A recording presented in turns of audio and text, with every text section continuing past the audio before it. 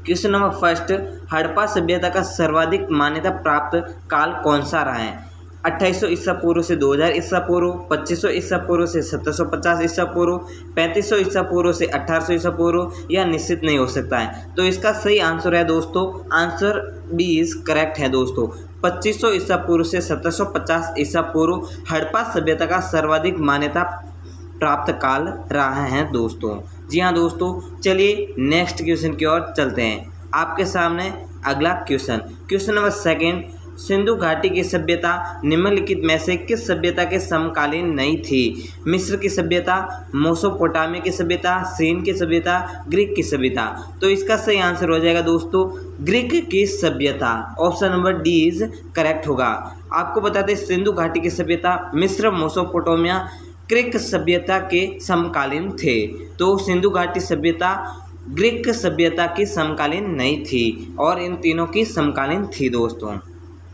चलिए next question की ओर चलते हैं। आपके सामने थर्ड क्वेश्चन, सिंधु घाटी की सभ्यता में घोड़ों के अवशेष कहाँ मिले हैं? सुरकोटड़ा, वर्णावली, मांडा, राखी गढ़ी। तो इसका सही आंसर हो जाएगा दोस्तों option number A is correct. Surkotada में सिंधु घाटी की सभ्यता में घोड़ों के अवशेष प्राप्त हुए। चलिए नेक्स्ट क्वेश्चन की ओर चलते हैं। क्वेश्चन नंबर 4, दुनिया का सबसे पुराना लगातार आबाद शहर कौन सा है? ऑप्शन दे रखे हैं यरूशलेम, बगदाद, इस्तांबुल, दमिश्क। तो इसका सही आंसर हो जाएगा दोस्तों दमिश्क है। दुनिया का सबसे पुराना लगातार आबाद शहर है दुनिया। कौन सा दोस्तों? Option number D is correct होगा। कौन सा शहर? दमिश्क शहर है, वो आबाद शहर है। क्वेश्चन नंबर 5, वंशानुगत उत्तराधिकारी के कानून द्वारा किस देश के राज्य प्रमुख को अपना कार्यालय प्राप्त होता है? चीन, श्रीलंका, फ्रांस, जापान। तो इसका सही आंसर हो जाएगा दोस्तों option number D is correct, Japan में वंशानुगत उत्तराधिकारी के कानून द्वारा देश के राज्य प्रमुख को अपना कार्यालय प्राप्त होता है। किसमें, कहाँ पे होता है दोस्तों? जापान देश में होता है। चलिए नेक्स्ट क्वेश्चन की ओर चलते हैं। आपके सामने अगला क्वेश्चन नंबर 6, 1959 तक पाकिस्तान की राजधानी कौन सी थी? इस्लामाबाद, कराची, लाहौर, हैदराबाद। 1959 तक पाकिस्तान की वो राजधानी है, वो थी दोस्तों ऑप्शन नंबर बी में कराची थी दोस्तों। कौन सी थी दोस्तों? कराची पाकिस्तान की 1959 तक राजधानी थी। तो इसका सही आंसर कौन सा है? Option number B is correct. Question number 7 आपके सामने, निम्नलिखित में से किस अधिनियम द्वारा भारत के गवर्नर जनरल को अध्यादेश जारी करने की शक्ति प्रदान की गई है? किसमें? चार्टर एक्ट 1833, भारतीय परिषद अधिनियम 1861, भारतीय परिषद अधिनियम 1892, भारतीय परिषद अधिनियम 1909 में। तो इसका सही आंसर हो जाएगा दोस्तों option number B is correct. भारतीय परिषद अधिनियम 1961 के तहत भारत के गवर्नर जनरल को अध्यादेश जारी करने की शक्ति प्रदान की गई है। कौन से सन में? 1861 में। क्वेश्चन नंबर 8, रेगुलेटिंग एक्ट पारित कब किया गया है? 1773, 1771, 1785, 1793 ईस्वी में। तो इसका सही आंसर हो जाएगा दोस्तों option number A is correct. 1773 ईस्वी में रेगुलेटिंग एक्ट पारित किया गया है। चलिए हमारे साथ वीडियो में बने रहे, लगातार मोस्ट इंपोर्टेंट क्वेश्चन को ध्यान दीजिएगा। क्वेश्चन नंबर 9, महारानी विक्टोरिया को भारत की सम्राज्ञी नियुक्त कब किया गया है? कब किया गया?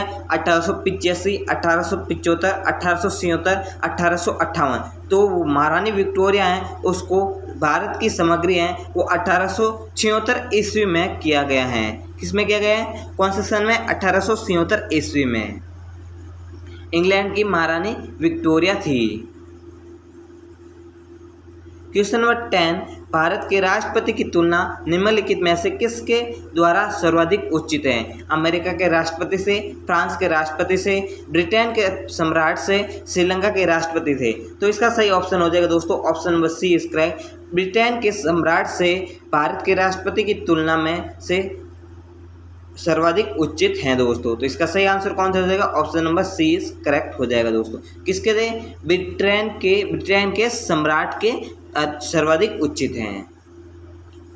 क्वेश्चन नंबर 11, निम्न में से किस पदार्थ में ऑक्सीजन नहीं है? सीमेंट में, रेत में, मिट्टी का तेल में या कांच में? तो इसका सही आंसर हो जाएगा दोस्तों, आसान सा सवाल है। क्वेश्चन नंबर का इसका सही answer option number C is correct. मिट्टी का तेल इसे बोलते हैं, केरोसिन के अंतर्गत ऑक्सीजन नहीं होती है। चलिए नेक्स्ट क्वेश्चन नंबर 12, विश्व का प्रत्येक पदार्थ अत्यंत सूक्ष्म कणों से मिलकर बना होता है। ये सर्वप्रथम किसने कहा था? डाल्टन ने, कणाद ने, रदरफोर्ड ने या मूसा ने?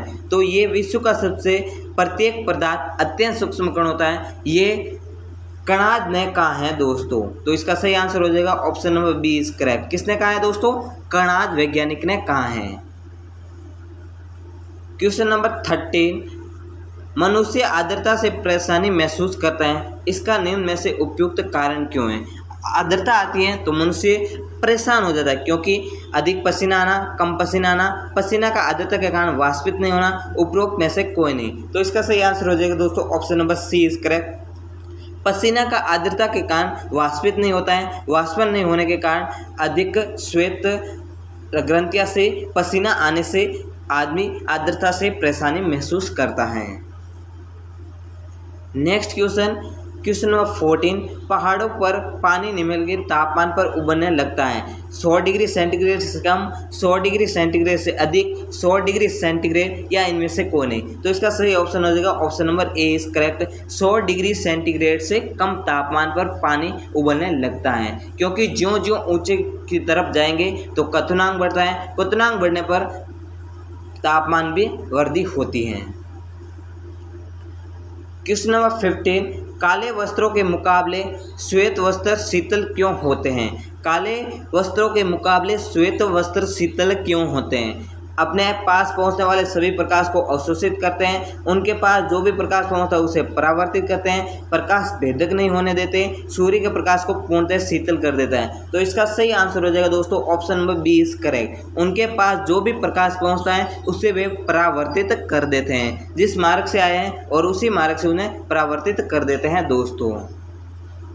चलिए नेक्स्ट क्वेश्चन नंबर 16, एक इलेक्ट्रॉनिक डिवाइस जो डेटा को इंफॉर्मेशन में कन्वर्ट करते हुए प्रोसेस करता है वो क्या कहलाता है? ये कंप्यूटर का भाग होता है, जैसे प्रोसेसर, कंप्यूटर, केस या स्टाइलिश। तो इसका सही आंसर हो जाएगा दोस्तों option number A is correct. Processor कहलाता है, क्या कहलाता है दोस्तों? इंफॉर्मेशन में कन्वर्ट करता है, किसको?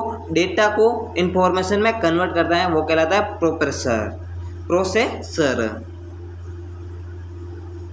नेक्स्ट क्वेश्चन, एटीएम क्या होते हैं? बैंकों की शाखाएं, बैंकों के स्टाफ युक्त काउंटर, बिना स्टाफ के नकदी देने, ये सभी। तो इसका सही आंसर हो जाएगा दोस्तों option number C is correct, बिना स्टाफ के नकदी देने। जी हाँ दोस्तों, एटीएम मशीन कहीं भी लगी हो, आप वहाँ से पैसे निकाल सकते हैं दोस्तों। तो इसका सही फुल फॉर्म है बिना स्टाफ के नकदी देना, अर्थात बिना स्टाफ से हम अपने बैंक अकाउंट से पैसे निकाल सकते हैं।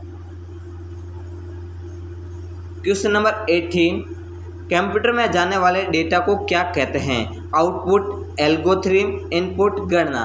तो कंप्यूटर में जाने वाले डेटा को क्या कहते हैं? इनपुट कहते हैं दोस्तों। तो इसका सही आंसर हो जाएगा option number C is correct, input कहा जाता है। क्वेश्चन नंबर 19, ब्लैक पर्ल किस खेल से संबंधित हैं? Black pearl golf, snooker, football या घोड़दौड़? तो ब्लैक पर्ल है वो है फुटबॉल से खेल से संबंधित हैं दोस्तों। तो इसका सही आंसर हो जाएगा option number C is correct.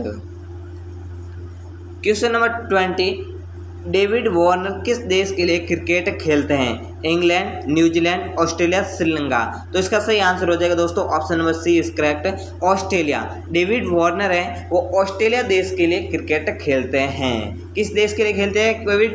David Warner Australia देश के लिए खेलते हैं।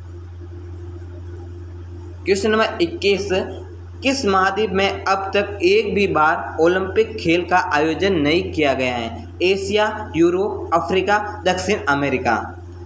तो इसका सही आंसर हो जाएगा दोस्तों option number C is correct, Africa महाद्वीप में अब तक एक भी बार ओलंपिक खेल का आयोजन नहीं किया गया है। तो इसका सही आंसर हो जाएगा option number C is correct. Question number 20, मूलकूर के अतिरिक्त पौधों के किसी भी भाग में विकसित होने वाली जड़ें कहलाती हैं दोस्तों। बायोलॉजी के अंतर्गत ये सवाल पूछा जाने वाला है, एसएससी 2018 में पूछा गया सवाल है दोस्तों। मूलानुकार के अतिरिक्त पौधों के किसी भी भाग में विकसित होने वाली जड़ें कहलाती हैं तंतुमय मूल, अपस्थानिक मूल, अवस्तंभ मूल, मूसला जड़ें। तो इसका सही आंसर हो जाएगा दोस्तों option number B is correct, अपस्थानिक मूल जड़ें कहलाती हैं। क्वेश्चन नंबर 23, अनानास किस प्रकार का फल है? Siliqua, sorosis, syconus, samara. तो इसका सही आंसर हो जाए दोस्तों option number C is correct, syconus. अनानास जो है वो साइकोनस प्रकार का फल है। क्वेश्चन नंबर 24, हिंदी किस भाषा का परिवार की भाषा है? भारोपीय, द्रविड़, आस्टिक, चीनी, तिब्बती। तो हिंदी है वो भारोपीय भाषा परिवार की भाषा है। तो इसका सही आंसर हो जाएगा option number A is correct. कौन सी भाषा का? भारोपीय भाषा की परिवार की भाषा है हिंदी।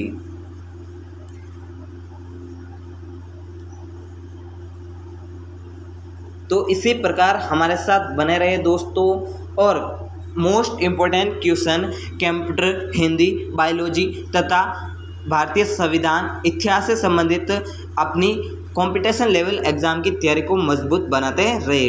वंदे मातरम।